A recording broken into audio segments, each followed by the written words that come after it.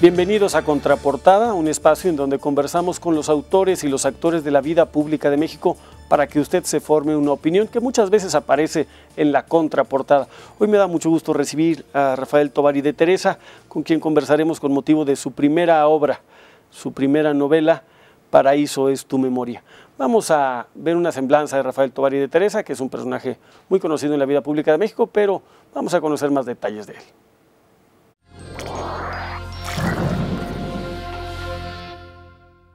Con gusto recibimos hoy en el estudio de Contraportada a Rafael Tovar y de Teresa, quien es un importante personaje de la vida cultural, académica y diplomática de nuestro país. Tovar y de Teresa es un abogado especializado con doctorado en Relaciones Internacionales por la Universidad de la Sorbona en París. El amplio y variado espectro laboral y profesional de nuestro invitado incluye cargos en el Servicio Exterior Mexicano como ministro en la Embajada de México en Francia y embajador de México en Italia. En el ámbito de la cultura nacional, Rafael Tovar ha ocupado los cargos más importantes del gremio. Ha sido director general del Instituto Nacional de Bellas Artes y presidente del Consejo Nacional para la Cultura y las Artes. Durante su gestión como presidente del Consejo Nacional para la Cultura y las Artes, Rafael Tovar reformó la estructura administrativa del organismo y logró coordinar y unificar las acciones de las diversas instituciones que agrupa. Con ello, el Conaculta pudo alcanzar con mayor éxito sus objetivos, que son preservar el patrimonio cultural, estimular la creatividad y la creación artística, así como difundir y divulgar el conocimiento y gusto por las artes. Rafael Tovar ha participado en innumerables reuniones nacionales e internacionales sobre política cultural y política exterior. Además, ha colaborado con artículos y ensayos en diversas revistas. Es coautor de la obra colectiva en 2 volúmenes, El Patrimonio Cultural de México. Es autor del libro Modernización y Política Cultural y de su primera novela, Paraíso es tu memoria, la cual con ella incursiona en el ámbito de la creación literaria y fue publicada bajo el sello editorial Alfaguara. A través de la historia y el devenir de 2 familias, el autor plantea la propia historia del México postrevolucionario y las enormes transformaciones que se vivieron en el país durante el siglo XX. La trama inicia en los años posteriores al exilio de Porfirio Díaz y, aunque no pretende reivindicar a la dictadura, sí logra reflejar la decadencia y la nostalgia de aquella élite social privilegiada y llena de manías religiosas que el porfiriato dejó tras de sí. A pesar de las vicisitudes, 2 familias aristocráticas, los de la Llave y los Pérez Cuervo, logran conservar sus residencias adornadas como si el tiempo se hubiera detenido, con vajillas grabadas con el escudo familiar, candiles, cortinas, tapices, pinturas y otros objetos que se convierten en nostálgicos fetiches del esplendor que ya se fue. Diversos personajes y tiempos deambulan y se mezclan en esta novela, pero la trama se centra en 2 figuras principales que viven hasta la década de los años 60. Ambos sufren la pérdida de sus propiedades, sus posesiones y su economía, pero van adaptándose a su nueva realidad sin frustración ni resentimientos. Escrito con una gran erudición musical y con un gran sentido del humor, el texto también describe a personajes de la música y la farándula como Ninón Sevilla, Ana Luisa Pelufo, Agustín Lara, Toña la Negra y Pedro Infante. Lo más destacable de la obra y el porqué de su título es que, a pesar de la añoranza, todos los diálogos, ensoñaciones, remembranzas y evocaciones siempre resultan ser solo recuerdos positivos. Doctor Rafael Tovar y de Teresa, sea usted bienvenido a Contraportada. Es un gusto contar con su visita.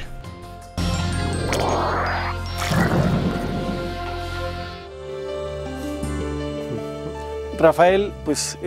vemos tu primera novela, incursionas del servicio público por el cual has pasado pues con mucho éxito, por supuesto, del servicio diplomático representando a nuestro país en diversas partes del mundo, ahora con la pluma.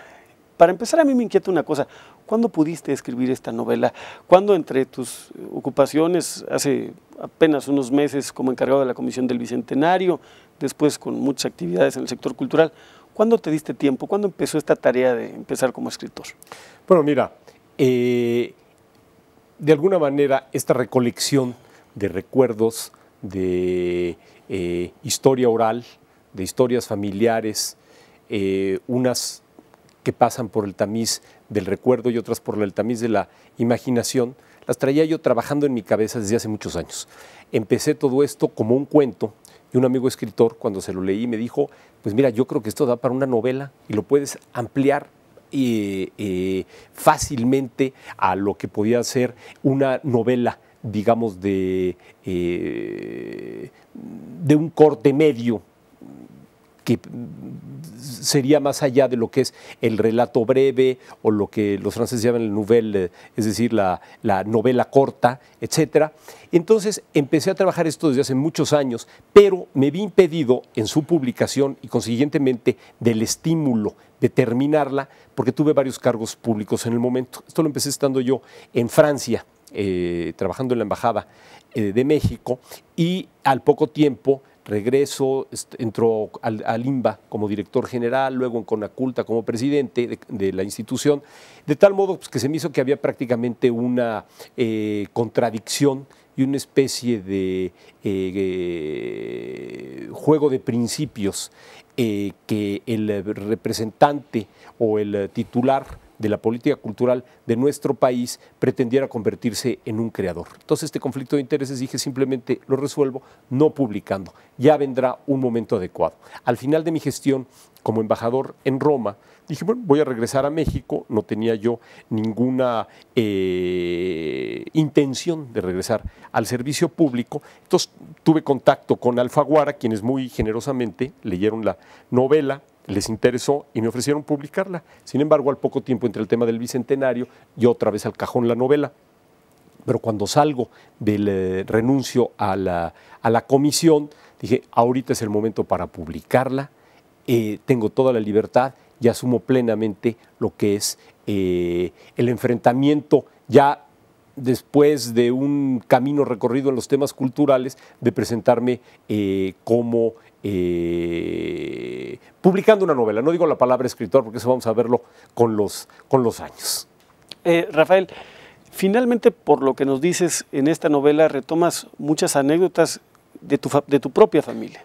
Pues mira, de alguna manera es un retrato de lo que son las familias, algunas pocas familias que tenían todos los privilegios al final de la época de Porfirio Díaz. Muchas los tenían acumulados desde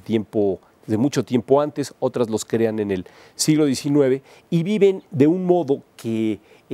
bueno, yo creo que habla de un México que desaparece por completo, que la revolución barre con él y que yo creo que es muestra de uno de los problemas endémicos de nuestro país, que son las desigualdades y que finalmente nunca se resuelven. Igual que podemos ver que a principios de siglo previo a la revolución había unos cuantos que tenían mucho frente a unos muchísimos que no tenían nada. Vemos que ahora, bueno, en el siglo XX surgen una clase media, surgen educación, surgen comunicaciones, surge salud, etcétera, etcétera, pero también hay muchos que no tienen nada y unos pocos que sí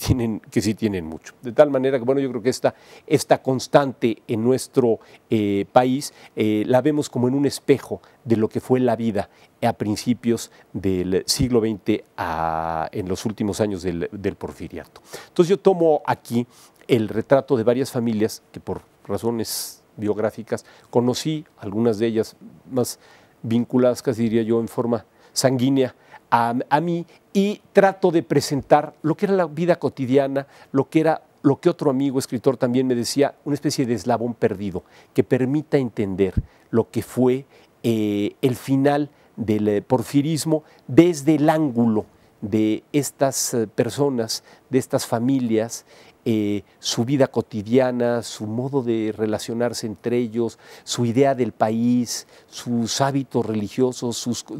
y sobre todo una vocación cultural y una enorme curiosidad por el mundo que las rodeaba. Eran familias que tenían mucho contacto con el extranjero, pasaban largas temporadas, de tal manera que yo veo esto, yo diría más que con nostalgia, porque pues, me tocaron solamente ya los polvos finales, con una cierta melancolía de algunos personajes finales que conocí yo y que fueron muy cercanos a mí. No trato yo de reivindicar ese momento, creo que es un claroscuro de nuestra historia que sigue en discusión, hay aspectos absolutamente irrebatibles, pero yo creo que también se vale narrar desde el ángulo literario aquello que fue, aquello que no fue y aquello que pudo haber sido. Por supuesto, estamos conversando con Rafael Tovar y de Teresa, Mándenos por favor sus correos electrónicos y sus llamadas telefónicas a nuestro correo de voz al 52 30 30 30 60 o al 01 800 00 efecto o a nuestro correo electrónico contraportada@efectotv.com. Regresamos después de este corte.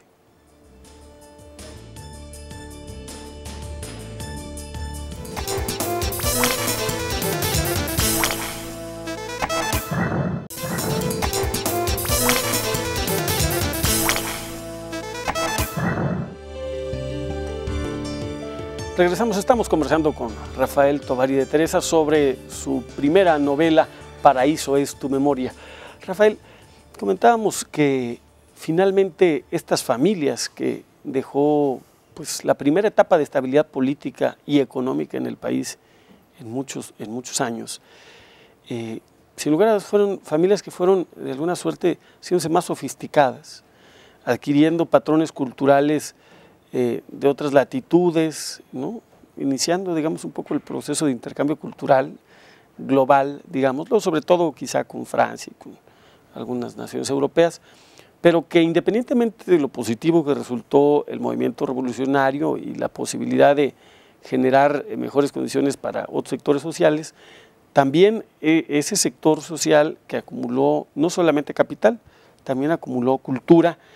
pues hay un hilo conductor que llega hasta el día de hoy, ¿no? Sí, mira, yo creo que había una característica en esas familias que era un enorme valor que le daban a la cultura, que le daban a la lectura, que le daban a la formación, incluso que le daban a la espiritualidad. Eran gentes muy apegadas a la religión en un modo que a lo mejor lo podemos ver ahora muy arcaico, pero que era muy sincero. La parte cultural, en muchos casos, fueron patrocinadores de grandes músicos, de poetas, de artistas, de intérpretes, etcétera, etcétera. Y entonces había una tradición que unía a esa familia y que en el curso del siglo XX, y es parte de lo que pretendo narrar en la novela, a pesar de haber perdido los privilegios materiales, ya no tener los mismos recursos, se mantiene esa tradición y ese gusto colectivo, de tal manera que surge una especie de mitología familiar, en buena parte en la que su cemento es la cultura, el gusto por la música, particularmente hablo yo mucho de música ahí, porque el caso de esta familia era pues que todos tocaban un instrumento, a todos les gustaba, en la propia casa pues tenían un teatro, los grandes artistas que venían a México daban conciertos privados en esa casa, de tal manera que, bueno, aun cuando eso significaba un privilegio, pues era también el desarrollo de una cierta sensibilidad que se convertía en un valor colectivo dentro de esa familia. Ahora, en la novela también me refiero a otras cosas que ocurrieron en el siglo XX, lo que es ya la renuncia de Porfirio Díaz, lo que es el golpe de la Ciudadela, lo que es la presidencia de Huerta, lo que es cómo se viven los años de Carranza, la llegada de los ejércitos constitucionalistas una vez que sale Huerta del país, y a lo mejor estoy tocando algunos temas que no han aparecido en la narrativa mexicana, modestamente lo digo, y sin pretensión. Creo que la vida cotidiana del porfirismo, sobre todo en este sector, pues no está recogida en las letras mexicanas. Creo que hay extraordinaria novela de la Revolución, tanto por algunos, incluso de sus propios contemporáneos, Martín Luis Guzmán, La sombra del caudillo, El águila y la serpiente, la primera de ellas, Los de abajo, Mariano Acela, hasta llegar a épocas posteriores, como es Carlos Fuentes con la muerte de Artemio Cruz. En fin, yo no pretendo ubicar mi novela en esta clasificación, pero sí creo que hay una pequeña contribución porque narra un mundo que probablemente por estar muy satanizado el tema del porfirismo, el tema de los privilegios ligados a ellos, o a lo mejor nadie que tuviera información directa de esos mundos se había atrevido a escribir, es lo que he hecho yo.